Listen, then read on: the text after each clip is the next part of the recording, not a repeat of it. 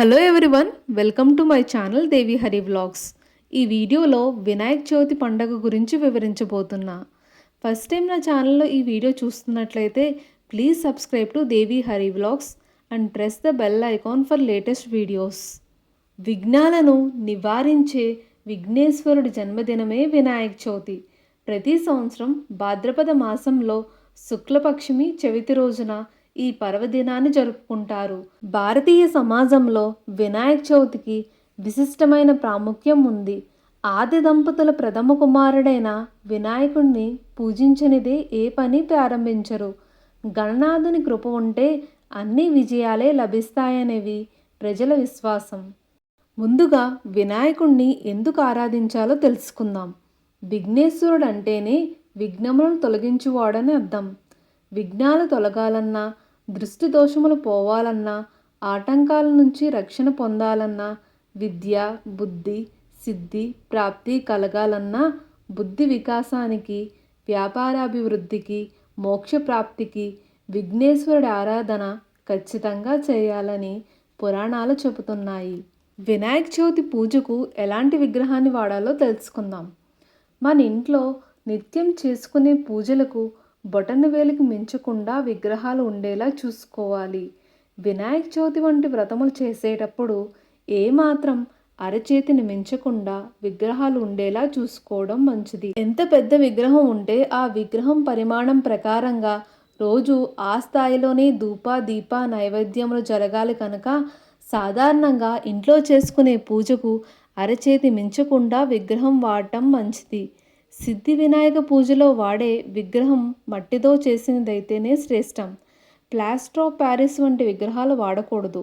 పూజలో మట్టి విగ్రహం కానీ పంచలోహములతో చేసిన విగ్రహాలు మాత్రమే వాడాలి. వినాయక చవితి పూజను ఎలా చేసుకోవాలో ఇప్పుడు తెలుసుకుందాం.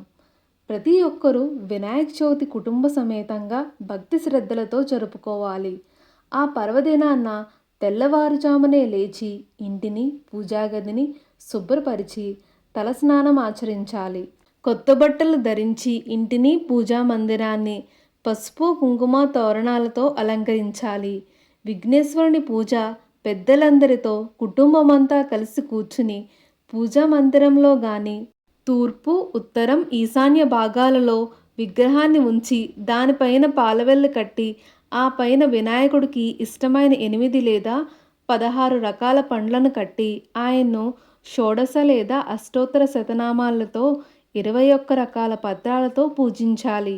వినాయక పూజ అనంతరం కుడుములు, ఉండ్రాళ్ళు, కజ్జికాయలు, పండ్లు, ఇతర ప్రసాదాలు నైవేద్యంగా సమర్పించాలి. కుటుంబమంతా వినాయక చవితి వ్రతకల్పంలో చెప్పిన విఘ్నేశ్వరుడికి సంబంధించిన 5 కథలను చేతిలో అక్షింతలు తీసుకుని భక్తి శ్రద్ధలతో ఆలకించాలి. అనంతరం కథా అక్షింతలు తలపై చల్లుకుని ఇంటి పెద్దల ఆశీర్వచనం పొందాలి.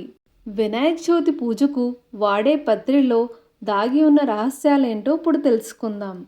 భాద్రపద మాసం వర్ష ఋతువులో వస్తుంది. ఈ మాసంలో రోగాలు అధికంగా వ్యాప్తి చెందుతాయి. అలాంటి ఈ మాసంలో వినాయక వ్రతాన్ని 11 రోజులు లేదా 21 రోజుల పాటు చేస్తుంటారు. ఈ వ్రతం సందర్భంగా ప్రతి ఇంటిని శుభ్రం చేసుకుని పసుపు కుంకుమలతో గుమ్మాలను అలంకరించుకుని మామిడి తోరణాలు కట్టుకోవడం వల్ల వాతావరణం శుభ్రపడుతుందని వినాయక పూజలో 21 రకాల పత్రాలు వాడతారు. ఈ పత్రాలు ఆయుర్వేద ఔషధ గుణాలతో ఉంటాయి.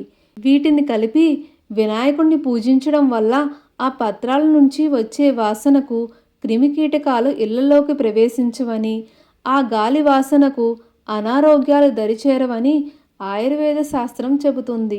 ఇంకా ఆఖరిగా నిమజ్జనం ఎప్పుడు, ఎలా చేయాలో తెలుసుకుందాం. వినాయకుడిని 3, 5, 7, 9, 11, 21 రోజుల్లో నిమజ్జనం చేయడం ఉత్తమం. విఘ్నేశ్వరుడి పూజ కనీసం 3 రోజుల పాటు చేయాలి. మట్టి వినాయకుడిని మాత్రమే నిమజ్జనం చేయాలి. పత్రి, ఫలాలు నిమజ్జనం చేయవద్దు. ఫలాలను దానం చేయడం ఉత్తమం. నిమజ్జనోత్సవం నదులు, సముద్రాలలో చేయాలి. అలా కుదరని పక్షంలో కుండలో కానీ బిందెలో కానీ నీళ్లు పోసి నిమజ్జనం చేసి ఆ నీటిని తులసి, మామిడి వంటి మొక్కల్లో పోయాలి. విఘ్నేశ్వరుడి నిమజ్జనంలో దాగి ఉన్న రహస్యం ఏమిటంటే, మట్టిలోంచి వచ్చిన విగ్రహాన్ని ప్రతిష్ఠ చేసి దాన్ని శుద్ధి చేసి మంత్రాల ద్వారా దైవత్వాన్ని స్థాపన చేసి ధూపదీపాలతో సుగంధ ద్రవ్యాలతో ఆహ్వానం పలుకుతాం.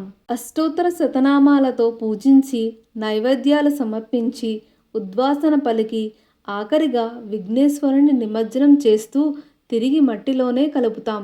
ఇదే విధంగా మనిషి కూడా తన జీవితంలో శరీరం మట్టిలోంచే వచ్చింది, తిరిగి అదే మట్టిలో కలుస్తుందని భావించి తన జీవిత ప్రయాణంలో శరీరంలో దాగి ఉన్న అరిషడ్వర్గాలను తొలగించుకుని భక్తి మార్గాన్ని పెంచుకుని ధర్మ మార్గంలో నడుస్తూ ఆధ్యాత్మిక చింతన అలవర్చుకుని మోక్షం వైపు అడుగులు వేసి ముక్తిని పొందాలనే సారాంశం వినాయక వ్రతంలో స్పష్టంగా కనబడుతుంది. ఈ వినాయక చవితి పండుగను ఎలా జరుపుకోవాలో తెలుసుకున్నాం కదా. ఈ వీడియో మీకు నచ్చితే please subscribe to Devi Hari vlogs and thank you for watching.